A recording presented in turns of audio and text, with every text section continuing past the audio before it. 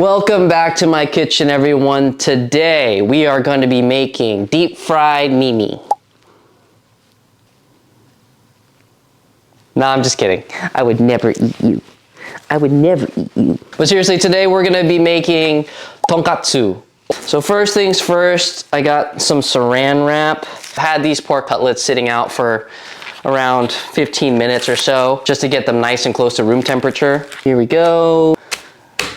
We got 5 half-inch sliced pork cutlets, and we're gonna hit them with some salt and pepper and garlic powder. I'm gonna put another layer of saran wrap on top, and then we're gonna tenderize these bad boys because pork loins are really tough meat. So I'm gonna be whacking these with a blunt object. I don't have like an actual mallet, so I'm gonna be using a rolling pin. Give it a good spank. I went ahead and prepped some panko breadcrumbs. I have some flour here and some eggs. I'm actually gonna be adding some fish sauce to the eggs just to give it some umami. Just a little splash, you know, nothing crazy. This is just how I like to prepare my egg wash. Truthfully, I learned it from my grandma. Every time I ever saw her use eggs, she always put fish sauce in it, and so I just made it a habit of mine to do that too. And honestly, I'm happy with the results every time. So we're gonna do flour, egg wash, panko breadcrumbs. Probably better if I just rearrange this, so it's kind of like an assembly line, you know, boom, boom, boom. Flour first. Shake off the excess. Egg wash. Panko breadcrumbs. And that's what we're working with.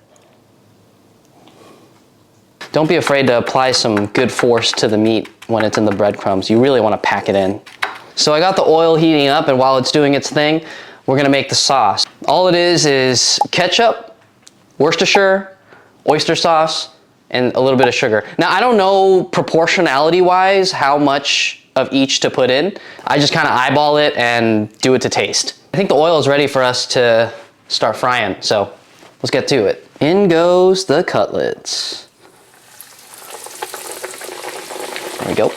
We're gonna be doing a double fry situation, so I just wanted to get nice and golden and then let it rest for a little bit, then put it back on and getting it more of a deep golden brown, and that's when we'll be done.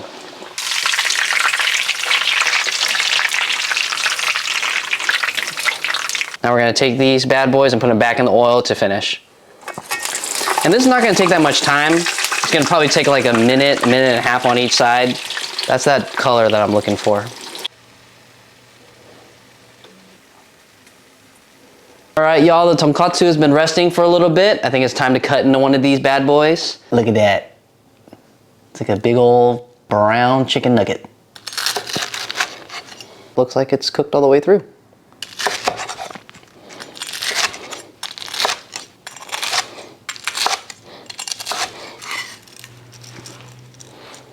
There it is on the rice.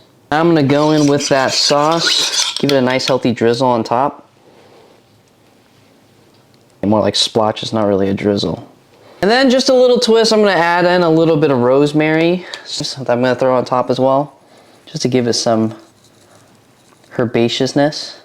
And that's it, you know, super simple, super easy. All right, so let's take a bite and see how it tastes.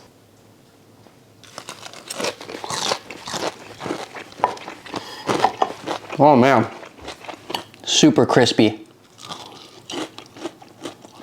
Tender, it still has a bit of a nice bite to it. The rosemary is a really good addition.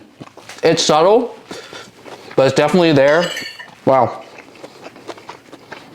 I think double frying it is a must. The crust is so much better. I've tried it without double frying, I've tried it with double frying, and I think I have to double fry every single time. It makes a huge difference. There's a nice sweetness to the sauce. I think I might have put a little bit too much sugar. I'd hold off on the sugar a little bit if you were gonna make this. Sometimes when you make tonkatsu and you don't like press it down and really get like some good contact, the crust just like flakes off. It's holding on to the meat pretty well. Anyways, I hope you enjoy the video. I'm gonna go wolf this down now. Cheers. Fuck, that's good. I'm gonna get another one actually.